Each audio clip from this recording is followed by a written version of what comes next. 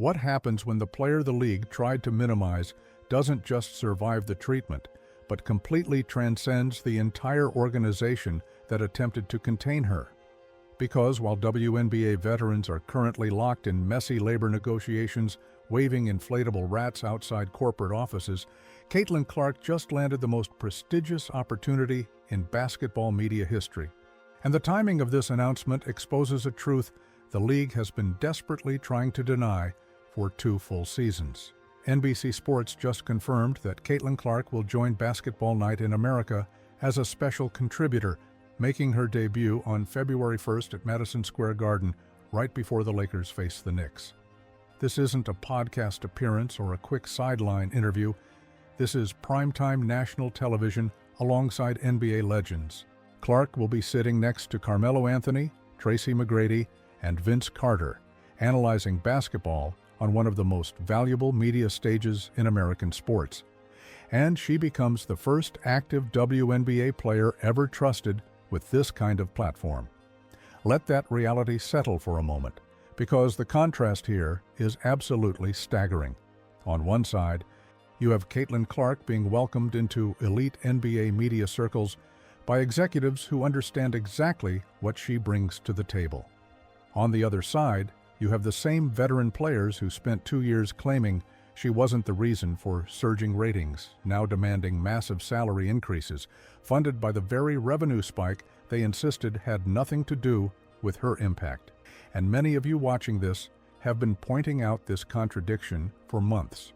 If you believe the market just delivered its verdict on who actually moves the needle in women's basketball, go ahead and hit that like button. It tells us you're paying attention to what's really happening behind the headlines. Here's why this NBC deal matters far beyond Caitlin Clark's personal achievement. Basketball Night in America is NBC's answer to their massively successful Football Night in America franchise. This is the pregame show that anchors their entire Sunday night basketball strategy, designed to attract millions of NBA fans before the main event. And NBC didn't ease Clark into this role quietly. They placed her debut on one of the league's biggest stages, Madison Square Garden, for a Lakers-Knicks matchup that will pull massive viewership. This is the media equivalent of being handed the keys to a Ferrari and told to drive it at maximum speed in front of everyone watching. Sam Flood, NBC Sports executive producer, didn't mince words in the official announcement. He called Caitlin Clark one of the most captivating players and dynamic scorers in basketball. Not women's basketball, basketball. The distinction matters because it signals how NBC views her value. They're not compartmentalizing her appeal to a niche audience. They're positioning her as someone who can speak to the entire basketball ecosystem. And they're betting millions of dollars that she'll deliver exactly what they need: credibility, insight, and the ability to pull viewers who might not otherwise tune in.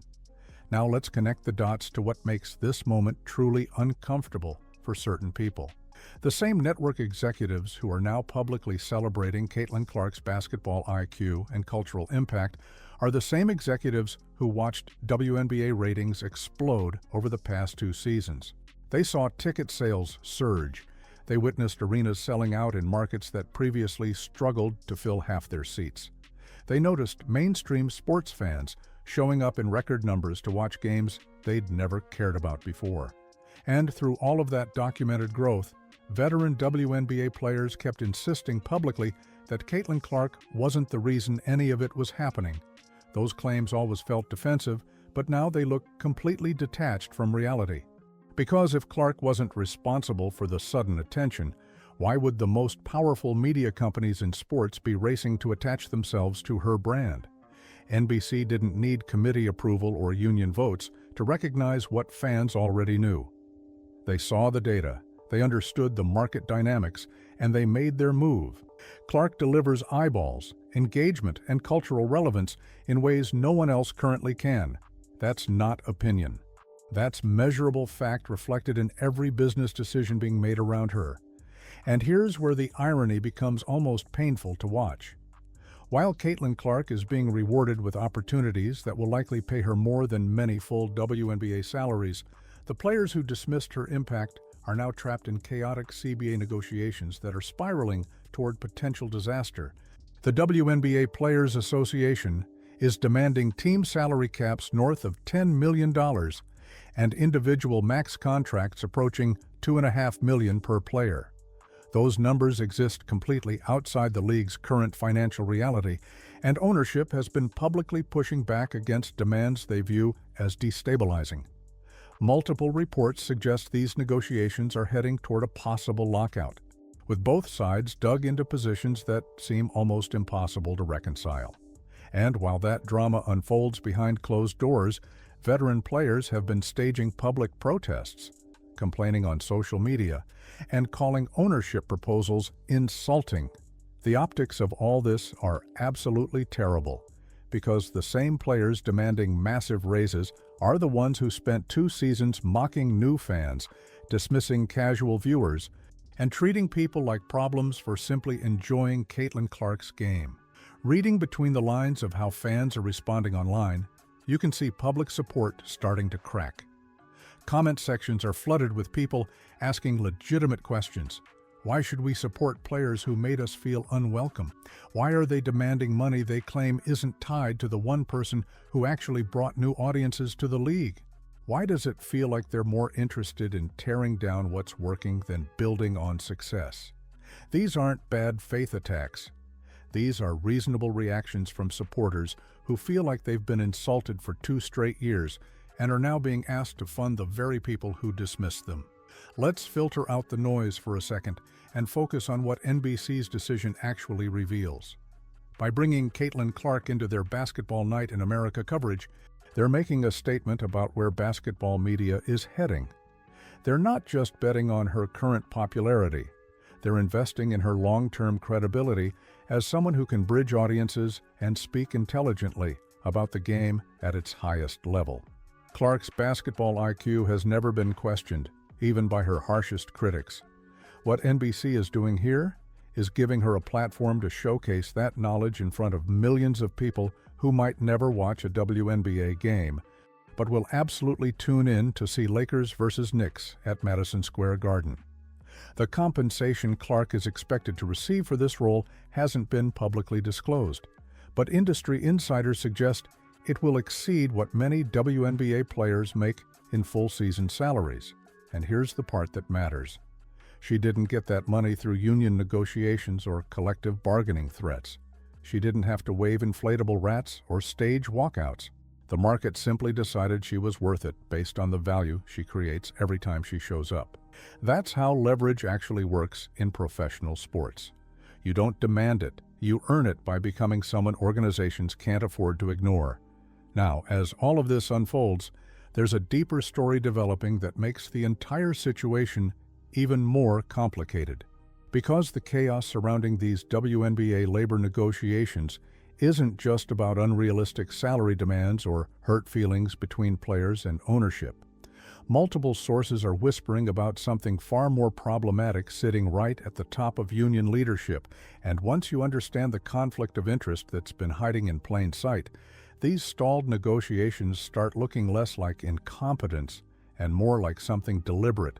If these reports are accurate, 2 of the most powerful figures inside the WNBA Players Association, Breanna Stewart and Napheesa Collier, are simultaneously leading labor negotiations while co-owning and promoting Unrivaled, a competing professional basketball league that directly targets WNBA players, sponsors, and audiences. Think about the implications of that arrangement for just a moment. The same people demanding higher salaries and better conditions from WNBA ownership are actively building a business that benefits when the WNBA struggles. And they're doing all of this out in the open while representing the union's interests at the bargaining table. Fans have been connecting these dots for weeks now, and the backlash online has been swift and brutal. People are asking how union leadership can credibly negotiate in good faith when they have personal financial incentives tied to a rival league's success.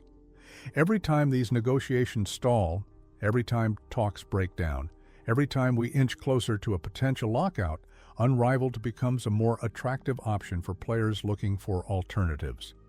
And Stewart and Collier benefit directly from that dynamic playing out. The conflict here isn't subtle. It's right there in plain sight, and it's starting to erode whatever public support the union had built up. Sophie Cunningham addressed this exact issue on a podcast recently, and her frustration was obvious. She pointed out that everyone can see the conflict of interest between what Collier and Stewart are building with Unrivaled and what they're supposed to be doing as union leaders representing all WNBA players. And she raised the question that a lot of people are now asking. What are you doing to circumvent that conflict and actually get some real facts, some real truths about what's taking place in these negotiations? Because right now, it looks like personal business interests are influencing decisions that affect the entire league. Drop a comment below with your honest take on this situation. Should union leaders be allowed to own competing leagues while negotiating WNBA contracts? Because the more people learn about this arrangement, the angrier they're getting. Let's be extremely clear about what's happening here. This isn't speculation or conspiracy theory. Breanna Stewart and Napheesa Collier publicly launched Unrivaled as co-founders and co-owners. They've appeared in promotional materials, given interviews about the league's vision, and actively recruited WNBA players to participate. They've positioned Unrivaled as an alternative that offers better pay, better conditions, and more respect than what the WNBA currently provides. And they're doing all of this while sitting at the negotiating table, claiming to fight for improvements within the very league they're publicly undermining. The WNBA community has been buzzing about this contradiction for months, but it reached a breaking point when fans started realizing that the aggressive salary demands, the inflammatory language, and the theatrical protests might not be about player welfare at all. Multiple sources are whispering that some of these negotiation tactics are designed to fail, to create enough frustration and instability that more players consider leaving for Unrivaled during the offseason. And if that's even partially true, it represents one of the most cynical betrayals of collective bargaining trust in professional sports history. Here's where the contrast between Caitlin Clark's approach and the union's approach becomes impossible to ignore. Clark didn't need to threaten anybody. She didn't stage walkouts or complain about disrespect.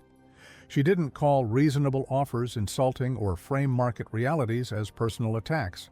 She simply showed up, performed at an elite level, attracted massive audiences, and let the value she created speak for itself.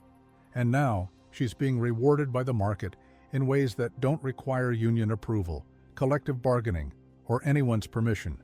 NBC wanted her on their broadcast. They made an offer she accepted. And that's how professional leverage actually works. Meanwhile, the players who spent 2 years insisting Clark wasn't responsible for increased revenue are now using that exact revenue spike as justification for salary demands the league can't afford. They want credit for growth they refuse to acknowledge. They want money tied to metrics they claimed were irrelevant. And they're asking fans who they openly mock to support them through negotiations that increasingly look designed to fail. The hypocrisy is so thick you could cut it with a knife. And social media is absolutely roasting them for it. One analyst pointed out something that perfectly captures the absurdity of this moment. He said if you're working any job where the max salary being offered is $1.2 million and the average salary is $500,000, you can disagree with those numbers all you want. But calling that offer a slap in the face when most Americans will never see that kind of money in their entire lives shows how completely disconnected these negotiations have become from reality. The rhetoric being used by union leadership isn't strategic. It's alienating the very people whose support they need to build long-term leverage. And that's the tragedy unfolding here. Because the WNBA actually is growing. Ratings are up, attendance is up, sponsorship deals are bigger, media interest is higher than it's ever been. There's real momentum that could be leveraged into sustainable improvements for everyone involved. But instead of building on that success, parts of the union leadership seem more interested in tearing it down, redirecting attention to their own business ventures, and creating chaos that serves personal interests rather than collective good. The league is approaching a critical moment that could define its entire future. Owners are watching closely to see if players are serious about partnership or if they're just looking for excuses to walk away. Sponsors are evaluating whether investing in the WNBA makes business sense if labor instability becomes the norm. Fans are deciding whether they want to support a league that seems determined to push them away. And media partners are making calculations about where to place their bets for the next decade. Caitlin Clark made her choice clear. She's betting on herself, building her brand through excellence and professionalism, and taking opportunities as they come without needing drama or controversy to generate leverage.